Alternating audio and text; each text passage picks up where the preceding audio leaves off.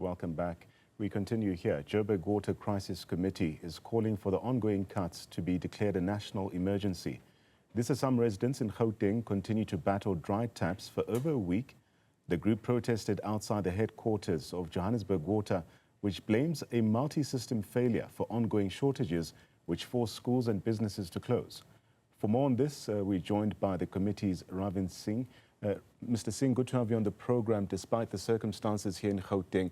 I mean, let's speak about this. Residents in parts of Johannesburg and Tshwane, they say they've gone more than 10 days without water in some parts.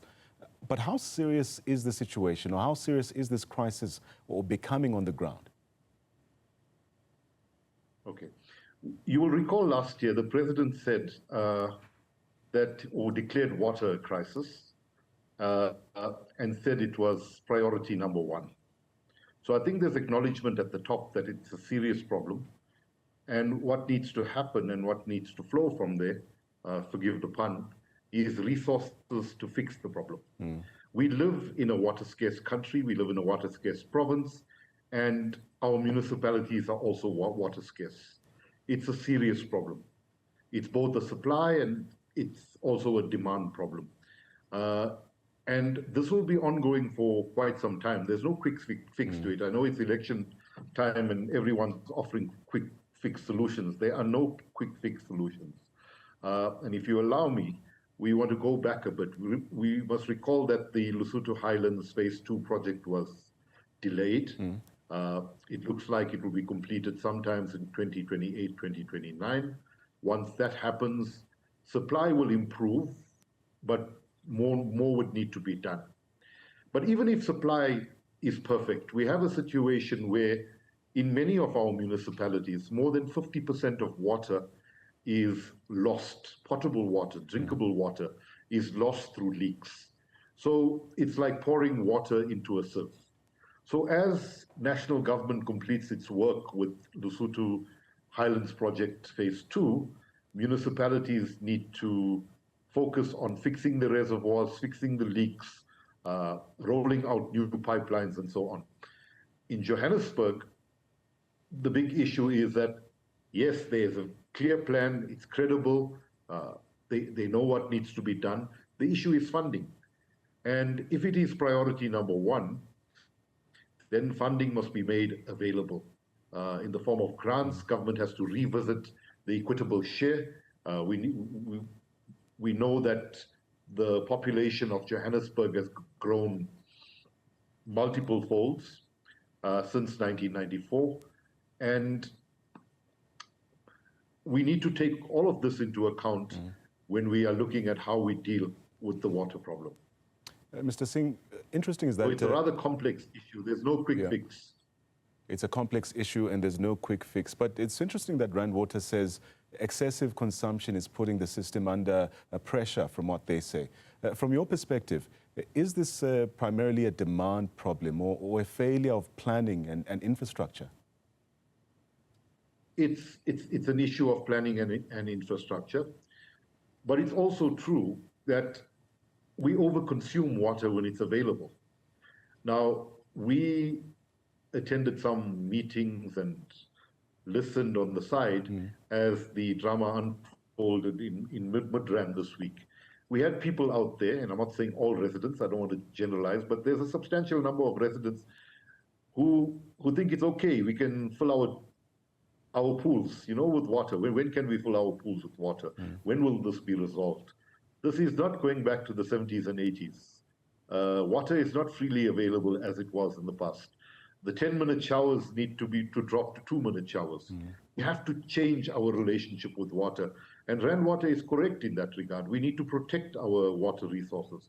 But in the absence of local municipalities not dealing with leaks, it's very difficult to call on residents to fix the problem in their own homes. But they would have to do it, If your doctor smokes and you don't smoke, and your doctor advises you to stop smoking, you must stop despite what your doctor is doing.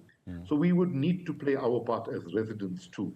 But it does not help when there are leaks. It also does not help when there's no concerted campaign to educate the public. One of the things that we are considering, and we would like government to consider, is strict. But this must be based on consultations with people. It must be based on an education campaign that changes people's behavior and relationship with water. Even if Lesotho Highlands 2 is completed, we heard Dr. Sean Phillips, or we read earlier in the week, saying that beyond the completion of Lesotho Highlands Project 2, Gauteng will have to look elsewhere for water supply. So we have to change the way we behave with water. So communities in Midrand and Laudium have taken to the streets in recent times. What does this tell us about the public frustration, but also trust in authorities right now? I think it's wonderful that communities are exercising their democratic right to protest. I think it's important. It will keep the authorities on their toes. But also protests serve to make us try to understand the problems far better than we understand it. 4 years ago, I was pretty naive around the water problem. I looked at the Val Dam and said, yeah, they're at 100%. Why don't I have water in my house? And it's far more complicated. It doesn't matter what the levels of the Val Dam is. It has to do with our local reservoirs, the capacity to hold water, the capacity to not lose water, leaks, overconsumption, and all of these issues. So it's quite complex. But I think as you work with people, if government takes people into its confidence, talk to people, people will understand. But right now, not enough is happening in terms of communication. Insofar as Joburg Water is concerned, since we started to engage with them through protest and also through cooperation, there's some level of improved communication with our Water Crisis Committee, but more can be done. More can be done. So Rand Water plans to reduce supply to high-consuming municipalities. Will these cuts even stabilize the system or risk punishing residents who already have no water at this point? Well, it's likely to punish residents who have no water. And I mean, if you look at the experience of our local reservoirs, once the water gets depleted and goes beyond a particular level, it takes like days, in fact, up to 9 or 10 days for that reservoir to recharge. And I may not be using the proper engineering word, but for that reservoir to be supplying again. And then when it supplies, immediately thereafter, you will find that people in low-lying areas who have JoJo tanks, etc., extract more water than they need, and people in high-lying areas do not get supply. And it becomes a vicious cycle. Therefore, you need an approach where people are educated, people are made aware of how the water system works, what they require, how they can cut consumption, and how they could work together as communities to contribute to finding a solution to this problem. Government cannot fix this problem on its own, although they would have to play the main role in that regard. So what we would also like to see is, so the president in the State of the Nation address later this week, re-emphasize the issue of water being a national crisis. If needs be, they need to take steps to declare it a disaster. I think there are people in other provinces who are experiencing situations that are far worse than ours. But we also need for the Treasury, and I know there are many competing demands on the public purse, but they need to come to the party in terms of funding infrastructure. If we want to deal adequately with issues of economic growth, we want to address poverty, we want to address inequality, we would have to take steps to fix our infrastructure. And there are green shoots in many parts of the economy, including Transnet, Eskom performing better and so on. We can also do the same with water. I think we have the wherewithal as South Africans to fix our problems. Ravin, how much of this crisis is driven by aging infrastructure and leaks rather than household water use?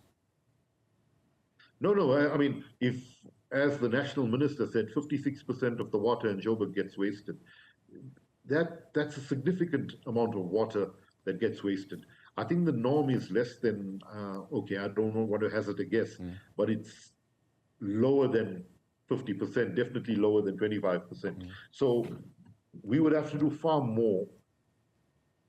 And when I say we, it's both citizens and the state to deal with issues of water leaks and so on. So when I say we cooperate with Joburg Water, members of our organization regularly report water leaks, and we follow up until those leaks are fixed. But we know that many long-standing leaks are not fixed because the entire pipeline needs to change. The infrastructure is old, it is ailing. But again, we know this, we've known this for the past few years. So when people come and say to us, fix the infrastructure, yeah, we've heard all of this before. Where is the money to do it? Where are we going to get the money from to do this? So it's easy for people to make statements, fix the reservoirs, fix this or fix that. But we have to talk about the hows now. Where are the resources going to come to fix this? Water is life. It's central to everything we do as humanity. And I think far more needs to be done to make money available to address the water problem that we are facing. Yeah. Mr. Singh, residents often complain that communication is poor and inconsistent as well. Do you agree that the lack of clear information is also worsening anger and anxiety at this point? Indeed, it's true. And I think it's different across municipalities. We have noticed a slight improvement from Joburg Water. They are quite open to communicate and engage with us. We also see that with the mayor in Johannesburg. But we need far more than that to happen. I think it's a problem nationally.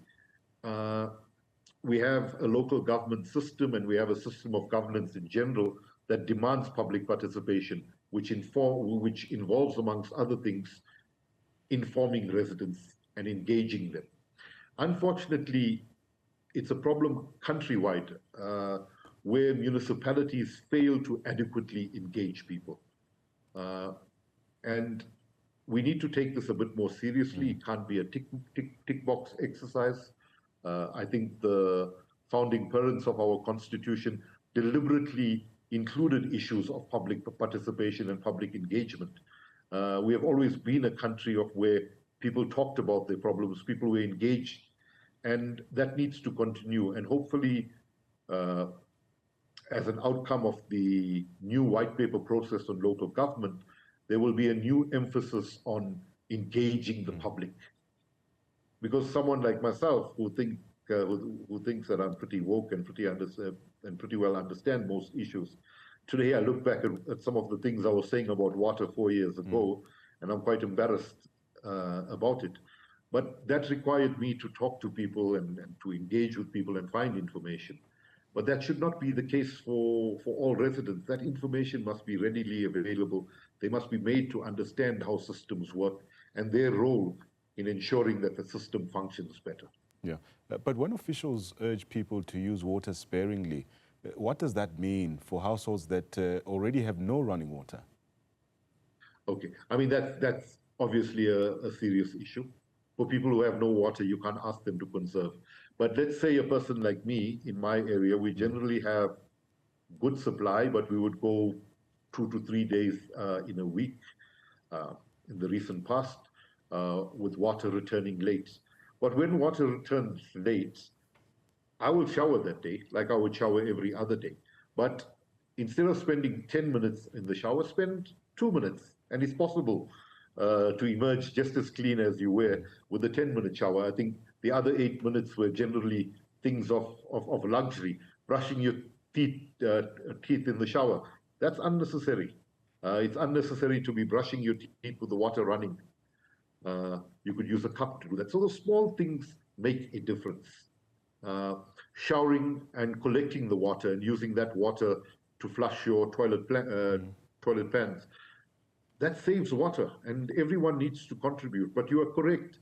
When people have low levels of trust, when they see leaks on the road or don't have supply, then you have that don't care attitude. But if you engage with people and you talk to them, I think people are willing to listen, and people are willing to change their behavior. And we have to really focus on that. Even if it was an ideal situation where we have 100% supply now, we should be still saying to people, cut consumption. You can't have it last week when many people or the majority of people in Midrand don't have water, and you have some sections of the community says, make demands about when can they fill their pools. That's totally unacceptable. And that's the other thing that our constitution is founded on.